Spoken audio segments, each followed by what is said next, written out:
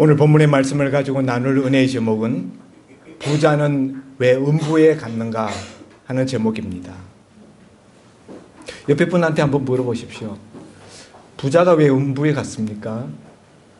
한번 물어보세요. 오늘 본문의 이야기는 우리가 잘 아는 부자와 거지 나사로에 대한 이야기입니다. 이 이야기는 누가 하셨죠? 누가 한 말입니까? 예수님이 하신 이야기예요. 예수님이 직접 제자들을 향해서 하신 말씀이죠. 오늘 이 본문 속에 두 명의 주인공이 나옵니다. 한 명은 부자고 한 명은 거지 나사로입니다. 그런데 여러분, 이 이야기를 쭉 읽어보면은 스포트라이트가 부자에게 더 가 있다. 나사로에게 보다 부자에게 훨씬 더 많은 스포트라이트를 비추고 있다라는 것을 알 수가 있습니다.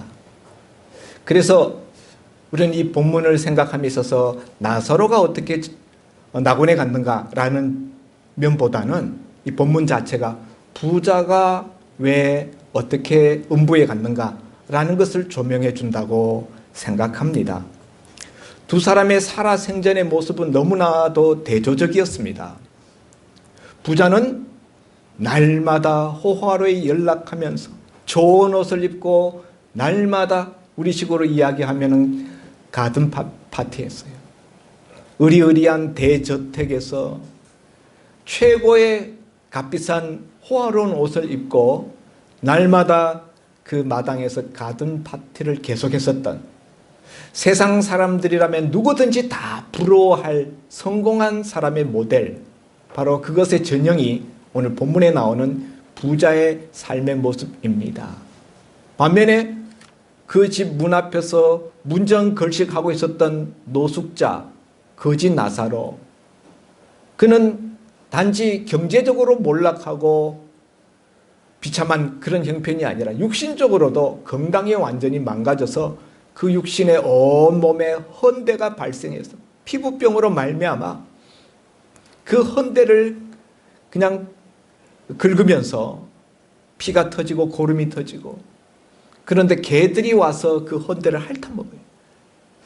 개들이 와서 그 헌대를 핥는다라는 표현은 무슨 뜻인가 하면은 짐승 같은 삶을 살고 있다라는 뜻이에요. 탕자가 아버지의 집을 떠나서 먼 외국에 가서 허랑방탕 하다가 나중에 거지로 전락하여서 돼지오리에서 살지 않습니까? 그 말도 짐승 같은 존재로 살아가고 있다라는 뜻을 표현하는 것입니다. 오늘 이렇게 두 사람의 삶은 너무나도 대조적입니다. 그렇지만 두 사람에게 공통점이 있으니 그것은 똑같이 죽었다는 거예요. 부자도 죽었고 거지 나사로도 죽었습니다. 아마 죽은 날짜는 달랐을지 모르겠습니다만 죽었다는 사실에 있어서는 동일합니다.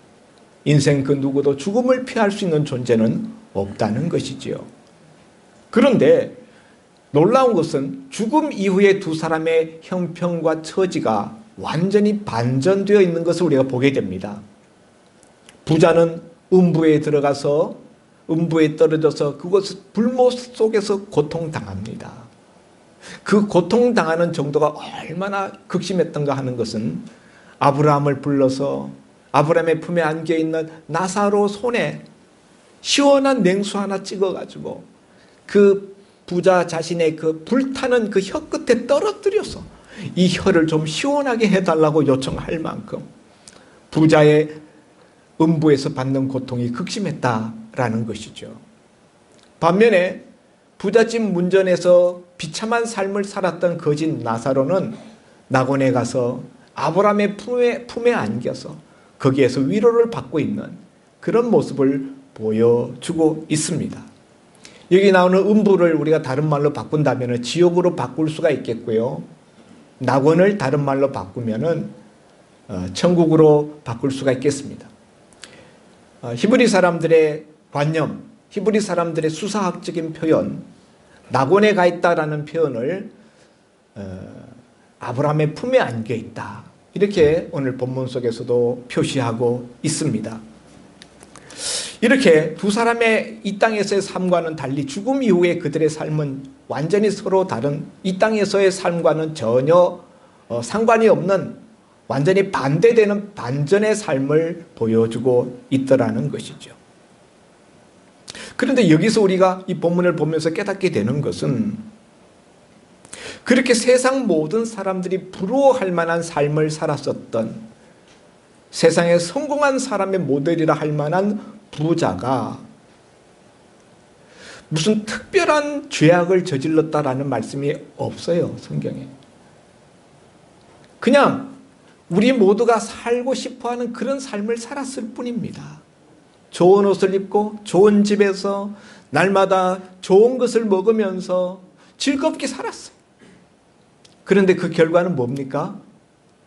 그 결과는 지옥에 떨어진 것이었습니다. 여기서 우리가 깨닫게 되는 교훈은 무엇인가 하면은, 세상 사람들이 부러워하는 그런 삶에 만족하면서 우리가 살면은 우리는 지옥을 피할 길이 없다는 사실이에요. 그냥 그렇게 살면은 그냥 그렇게 지옥에 떨어질 뿐이라는 사실입니다. 부자가 무슨 특별한 악을 저질러서 지옥에 간 게 아니라는 것을 성경은 우리에게 보여주고 있어요. 그냥 세상 사람들이 부러워하는 삶을 그냥 살면 그냥 그렇게 지옥에 가요.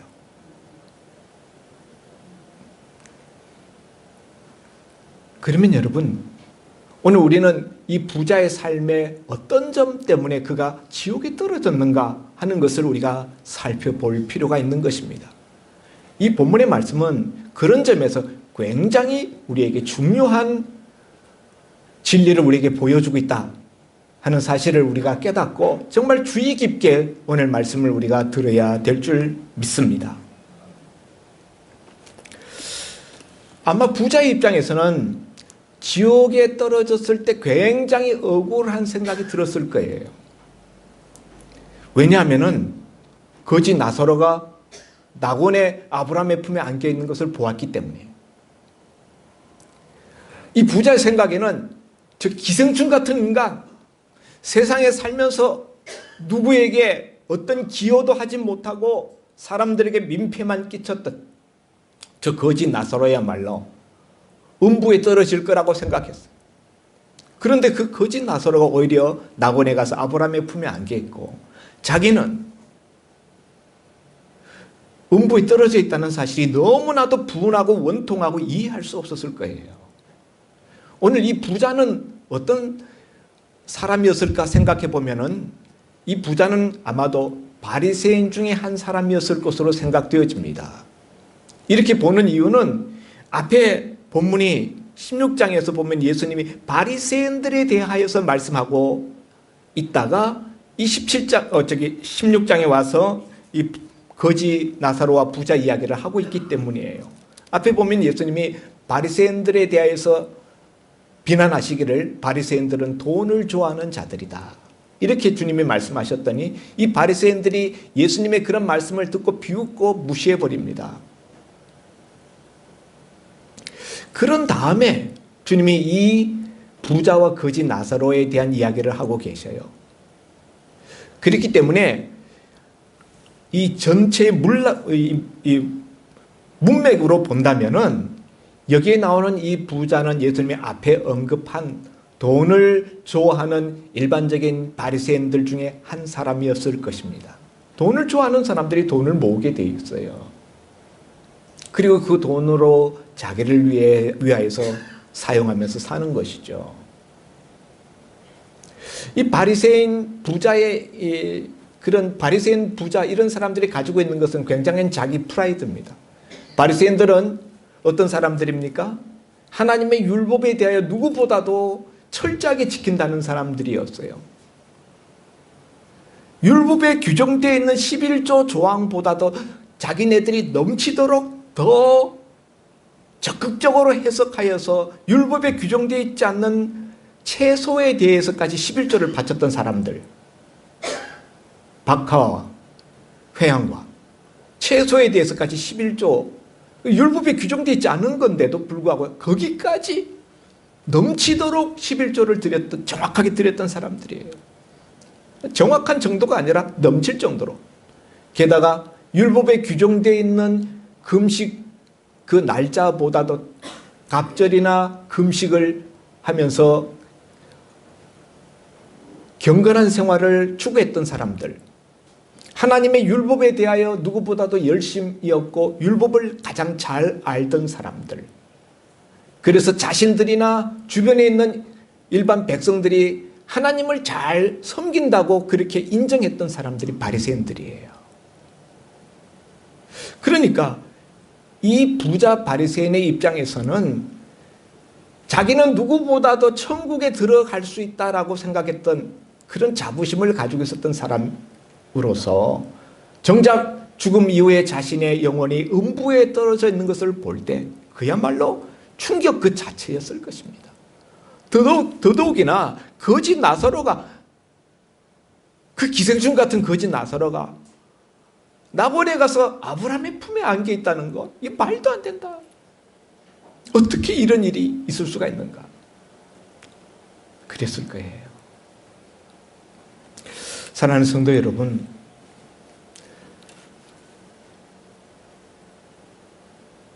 부자가 세상 사람들이 볼 때는 누구보다도 천국에 가까운 자라고 생각했는데 그가 음부 불타는 지옥 속에 떨어진 이유가 어디 있습니까?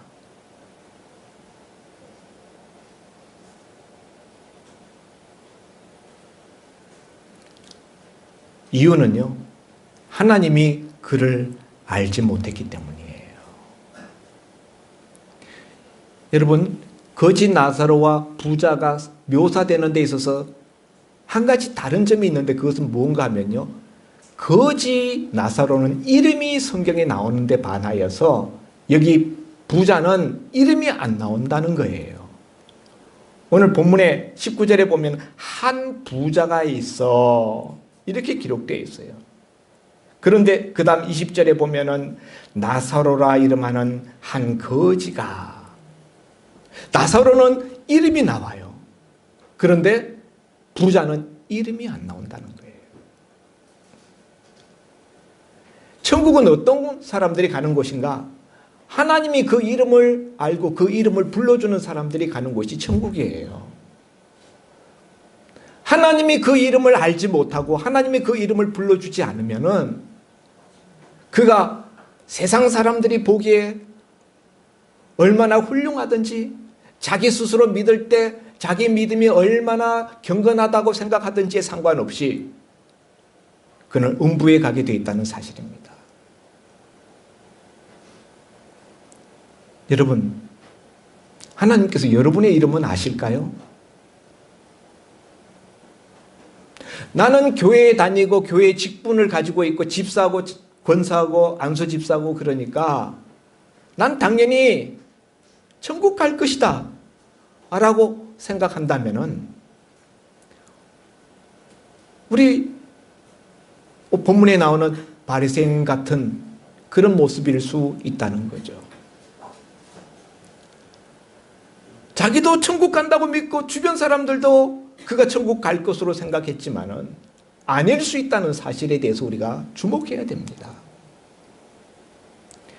바리새인은요, 하나님을 누구보다도 열심히 섬긴다는 사람들이었어요. 하나님을 아는 사람이에요. 음부에 떨어진 이 부자가 낙원에 있는 아브라함을 알아보았잖아요. 아브라함을 알아보았어요.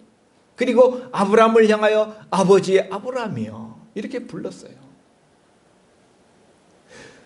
부자는 하나님을 아는 사람이고 하나님을 섬긴다고 자부했던 사람입니다.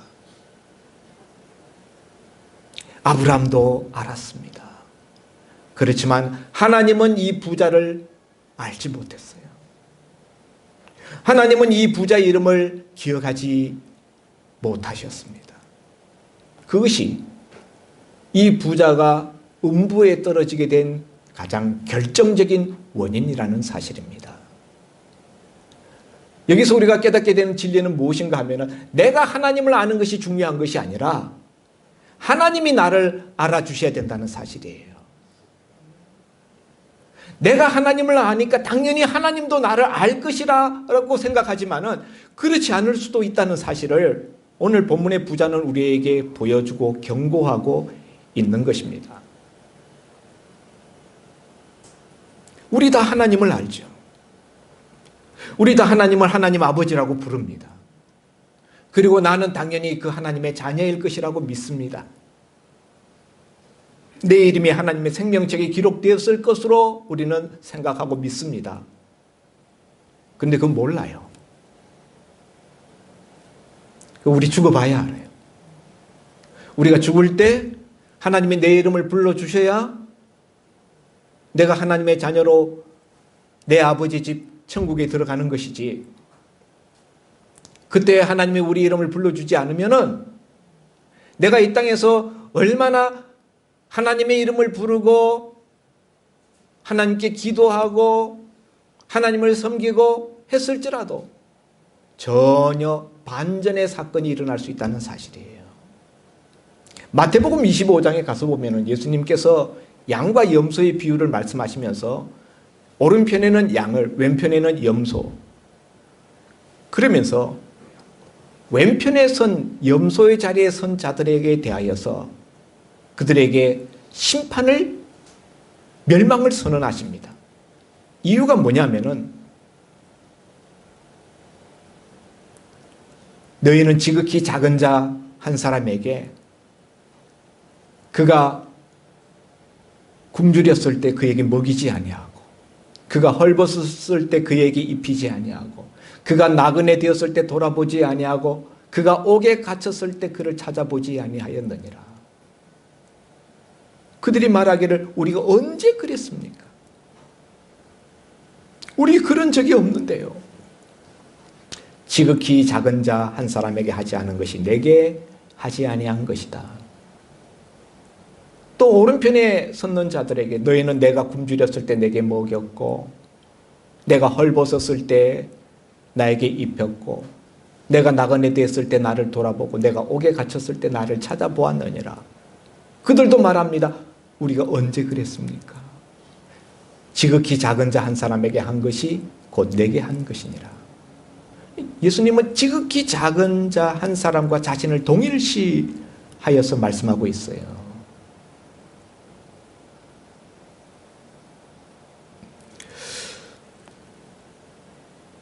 부자가 음부에 들어간 가장 결정적인 원인은 하나님이 그를 몰라 주었기 때문에, 그 이름을 하나님이 알지 않았기 때문에 라고 말씀드렸는데요. 또 한 가지 부자가 음부에 떨어진 그 이유를 부자의 입술에서 나오는 말을 통해서 우리가 알 수가 있습니다. 부자가 아브라함에게 첫 번째 부탁은 나사로의 손에 시원한 물을 찍어서 내 혀 끝에 떨어뜨려 달라는 첫 번째 청탁이 거절되어지자 두 번째 청탁을 드리는데, 나사로를 내 아버지 집에 보내어서 내 형제 다섯이 있는데 내 형제 다섯이 이 고통받는 곳에 오지 않게 해 주옵소서. 죽었다가 다시 살아난 자가 가서 증거하면은 그들이 회개하리이다. 이렇게 말해요. 여기서 이 부자는 자신이 음부에 오게 된 이유를 회개하지 아니하였기 때문에 라고 생각하는 것을 우리가 알 수가 있어요. 그럼 여러분, 앞의 말씀과 우리가 이어서 생각해 보면은 하나님은 어떤 자들을 기억하지 못하는가? 회개하지 아니한 자들은 하나님이 기억하시지 못한다는 거예요. 회개한 자들만 하나님이 기억해 주신다는 것입니다.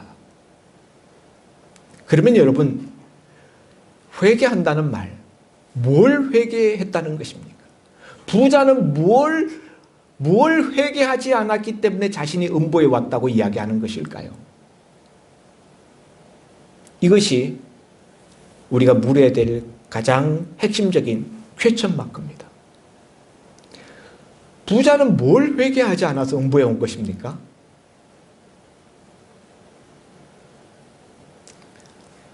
우리가 흔히 교리적으로 알고 있는 바대로 우리가 대답한다면 예수님을 믿지 않았기 때문에 라고 대답하실 것입니다. 근데 여러분, 우리가 그렇게만 대답한다면 그건 50점밖에 해당되지 않아요. 오늘 본문 속에 보면은 뭐 그런 예수님의 언질이 없어요.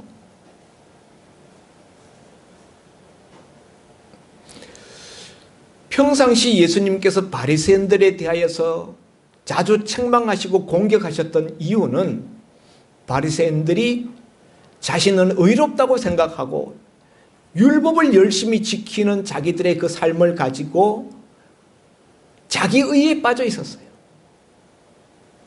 사실 율법을 제대로 지킨 것도 아니었습니다.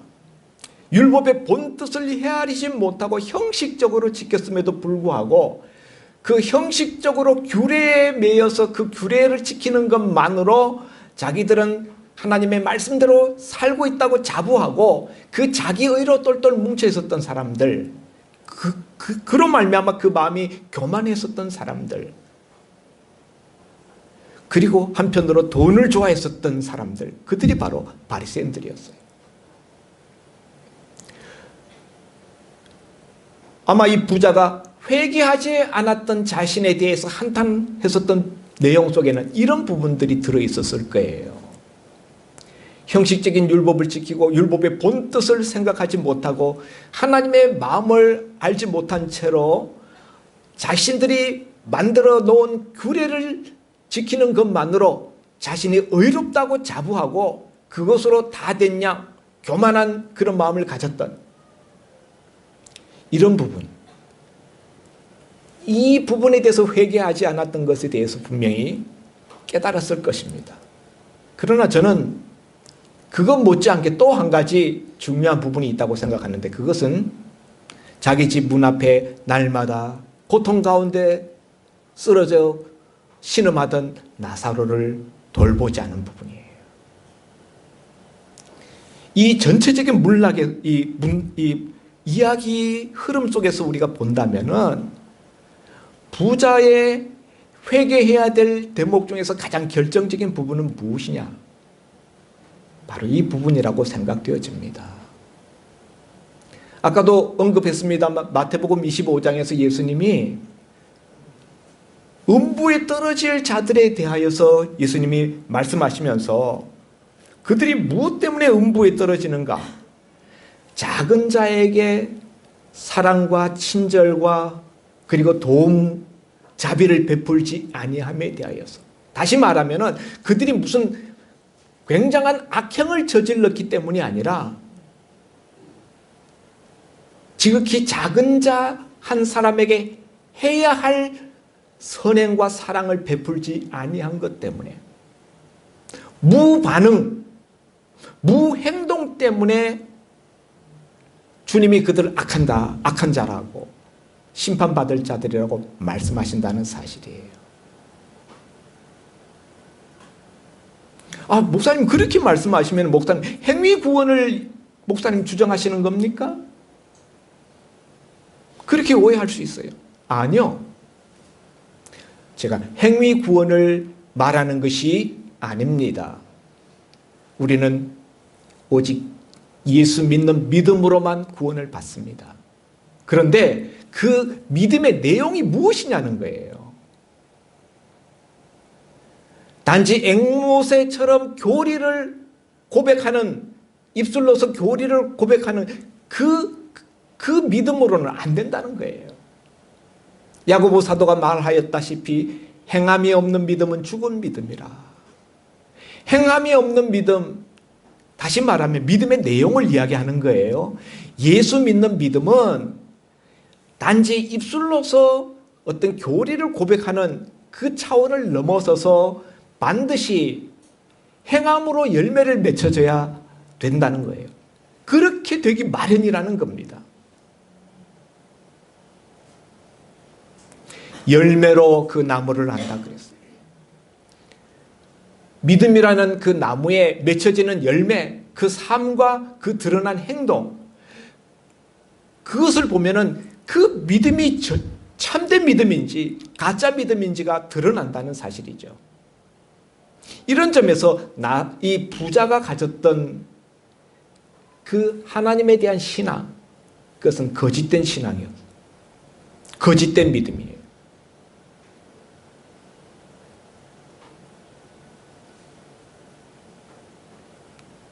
예수님께서 말씀하시기를 너희 의가 서기관과 바리새인의 의보다 낫지 아니하면 결단코 천국에 들어갈 수 없다 그랬어요.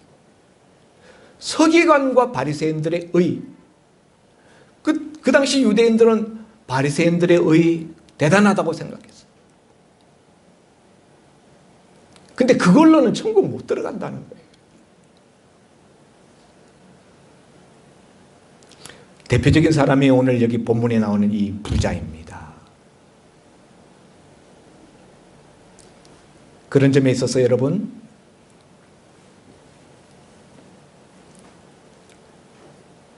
어떤 생각을 갖고 계세요? 지금이라도 주님 오라 부르시면은 당연히 천국 들어갈 거라고 믿습니까? 마태복음 25장에 나오는 우리가 그 말씀을 우리가 생각해 보고 또 마태복음 7장에 보면 예수님이 심판날에 이런 사람들이 있다는 거죠. 주여 주여 우리가 주의 이름으로 선지자 노릇하고 주의 이름으로 귀신을 쫓아냈는데 주님 저를 모르십니까? 근데 주님이 내가 너희를 도무지 알지 못한다. 이 불법을 행하는 자들아 내게서 떠나가라. 마태복음 7장 산상수훈에서 주님이 그렇게 말씀하셨어요. 여러분 여기 주여 주여 주여를 2번씩이나 이렇게 해놨어요. 그 사람들의 어떤 그 신앙적인 열심 그것을 나타내는 그런 이면적인 뜻이 있다고 생각해요. 그냥 주여 한번 부르는 게 아니라 주여 주여 그들이 신앙적인 종교적인 열심이 있었음을 보여줍니다. 그들이 주의 이름으로 선지자 노릇을 했어요. 말씀을 가르치고 하나님의 종으로 사람들에게 그렇게 인식되어지고 그랬습니다. 그리고 주의 이름으로 심지어 귀신들을 쫓아냈어요. 영적인 사역, 대단한 능력도 행했습니다. 그렇지만 주님은 내가 너희를 도무지 알지 못한다.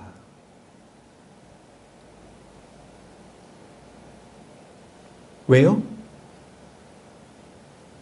그들이 불법을 행하는 자들이다. 주님이 그렇게 말씀하셔요. 그 위에 보면은 나무의 열매로 그들을 안다 라는 말씀이 나와요. 이런 말씀을 우리가 종합적으로 이런 예수님의 말씀을 우리가 종합적으로 생각해 보면은 우리가 입술로서만 주여 주여 하고 신앙 고백하는 그것으로 우리가 당연히 천국 갈 것이라고 생각하는 부분에 대해서 우리가 조심하고 경계해야 된다는 사실입니다. 우리의 믿음이 우리 신앙 고백이 입술에서만 끝나는 거 아닌가요? 정말 하나님의 뜻을 내 삶의 중심에 두고 그 하나님의 뜻대로 살려고 하나님의 말씀대로 순종하는 삶을 살려고 우리 삶에서 나타나는 변화가 있습니까? 그런 열매들이 우리의 삶에서 맺혀지고 있습니까? 교리 고백 그것만 가지고 당연히 천국 갈 것으로 안심하고 우리가 살고 있지는 않습니까?